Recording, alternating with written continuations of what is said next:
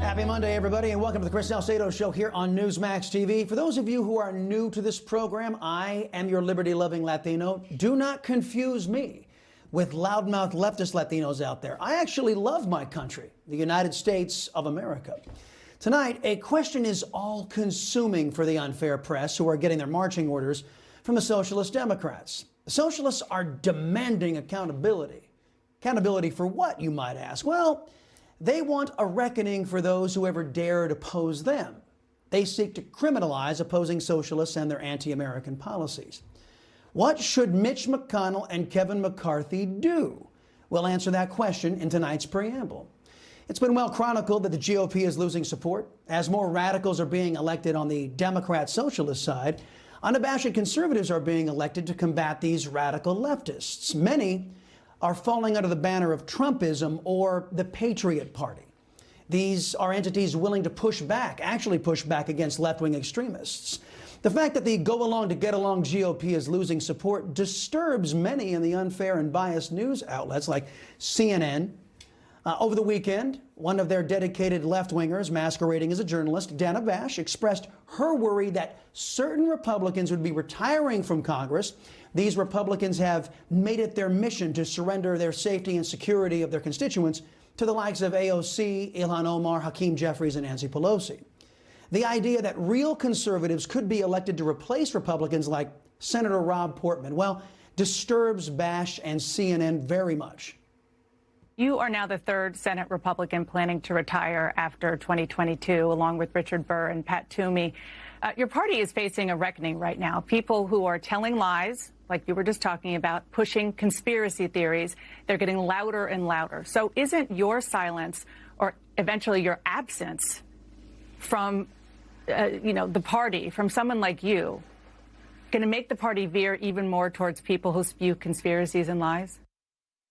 Conspiracies and lies. Oh, you mean like the two criminal investigations underway against the Biden family that CNN called an unfounded conspiracy theory before the election? Or what about these lies from CNN, lies that many believe led to violence? A disturbing story out of Wisconsin. Yet another unarmed black man shot. Disturbing video last night showed Jacob Blake, unarmed, being shot by police. A black man, father of three, shot in the back at close range in front of his three children. He was unarmed. They said that Mr. Blake was not unarmed, that he had a knife in his possession. I'm rattled. I realized I had dropped my knife. I had a little pocket knife. So I picked it up after I got off of him. I shouldn't have picked it up. CNN's Jake Tapper repeatedly lied about Jacob Blake being unarmed. Dana Bash doesn't seem overly concerned about that fact. There's a good reason for that. It's not the lies and conspiracy theories that Bash really opposes. It's lies and conspiracy theories that she and CNN are not in charge of. That's her issue, controlling the narrative. In truth, CNN and other biased cable outlets are only fearful that Republicans will push back on CNN's lies. These lies are designed to hold the GOP and conservatives to left-wingers' unfair standards. Over the weekend, if you didn't know the name Congresswoman Marjorie Taylor Greene, well, you do now. Democrats accused Greene of liking some things on Twitter that the DNC now is just blowing up, so the biased press is dutifully amplifying this dishonest message. Alexandria Ocasio-Cortez and other socialists have been trying to set up this predicate for weeks. They've attacked conservatives like Ted Cruz, Josh Hawley, Green, Boebert, and countless others. Their crime? They are effective at pushing back against anti-American socialists. So left-wing extremists in the Democrat Party invent infractions they say that conservatives are guilty of, and then they demand accountability.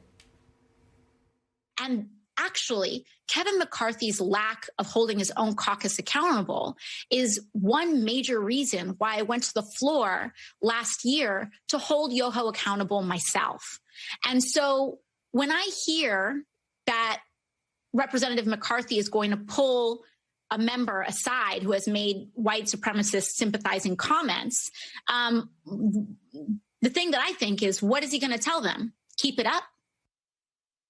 So the push is on for Senate Minority Leader Mitch McConnell and Minority Leader Kevin McCarthy to do away with effective conservatives that CNN and AOC find unacceptable. Now, what should McConnell and McCarthy do? I'm going to answer that after we watch a presentation from our friends at Cauldron Pool. I just don't even know why there aren't uprisings all over the country, and maybe there will be. People need to start taking to the streets. This is a dictator. You know, there needs to be unrest in the streets for as long as there's unrest in our lives. Enemies of the state. Show me where it says that protests are supposed to be polite and peaceful.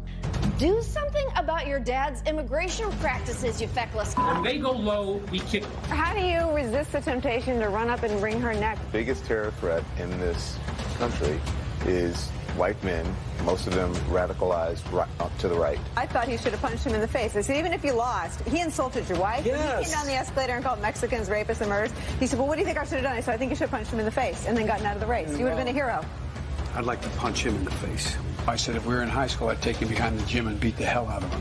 Punch some people in the face! When was the last time an actor assassinated a president? They're still going to have to go out and put a bullet in Donald Trump, and that's a fact.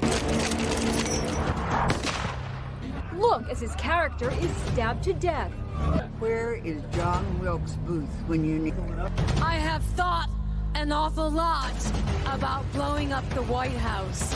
A Missouri state senator is under investigation by the Secret Service after saying she hopes President Trump is assassinated. I will go and take Trump out tonight. And if you see anybody from that cabinet in a restaurant, in a department store, at a gasoline station, you get out and you create a crowd.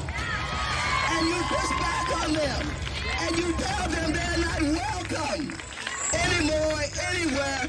And sadly, the domestic enemies to our voting system and our honoring our Constitution are right at 1600 Pennsylvania Avenue. They're not going to stop before Election Day in November, and they're not going to stop after Election Day.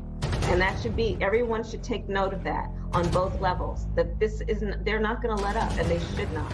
If you think we're rallying now, you ain't seen nothing yet.